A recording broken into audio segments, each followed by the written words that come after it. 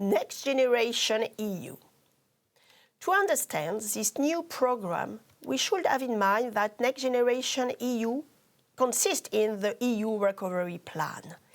It is created to enable member states to finance their national recovery plan following the pandemic crisis, and this program is defined for the period 2021 to 2027, with 90% directly for member states.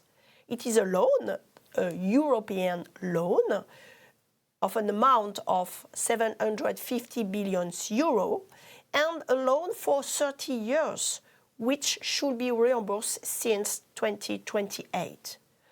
A quite original features of this Next Generation EU program is that member states could benefit for it through credit, which means countries should reimburse it, or through grants. But to be able to benefit for this program, member states should satisfy 4 main conditions, which mainly corresponds to the features of their national recovery plan. First of all, member states should dedicate at least 37% of their recovery plan to fight against global warming. 20% for the digitalization of the economy. In addition, member states should take into consideration the European Commission reform recommendation following the European semester. And last but not least, countries should respect the rule of law. It means fight against fraud, freedom of press, independence of the judiciary power, for instance. Now, what about the amount? In these pictures, you have on the right side Next Generation EU program, which come in addition to what EU already do through the MFF, the Multi-Annual Financial Framework. About the amount, you can find 750 or 800 billion euro, depending on whether the amount is expressed in current euro or in constant euros. Now, what about the main priority of the Next Generation EU program? On the left side, you have money for member states, 90% of Next Generation EU, through the RRF, Recovery and Resilience Facilities. Here you have the main area which could be financed by Next Generation EU. It concerns climate through Power Up, Renovate, Recharge and Refuel, but also digitalization through Connect, Modernize and Scale Up, and also Reskill and Upskill.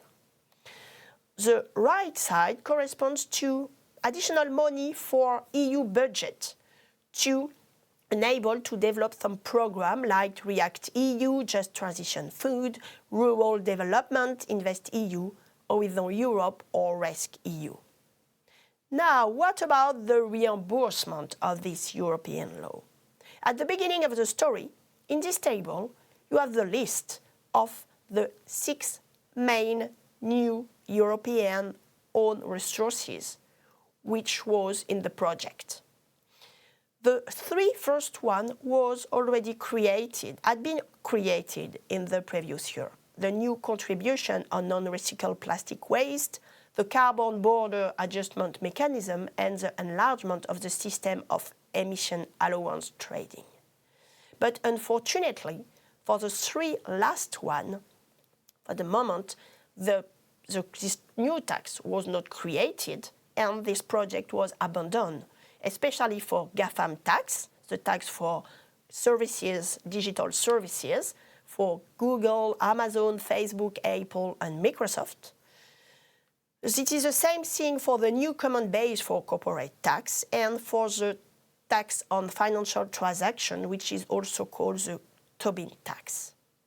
Because a new system of own resources was adopted at the end of 2023, which abandoned the 3 last previous one.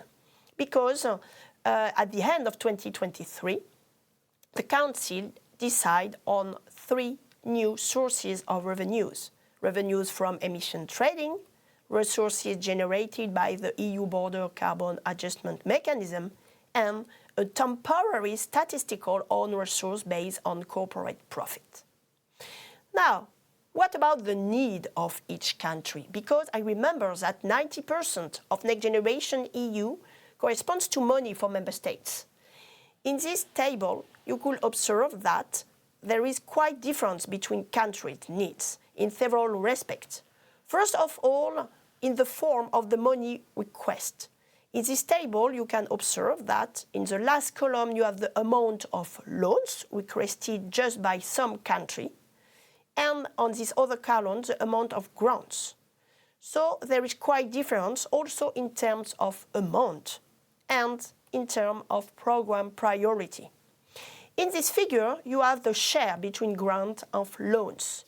You could observe that the country which benefit for loans are countries which present difficulties in terms of public finance, public debt. Why?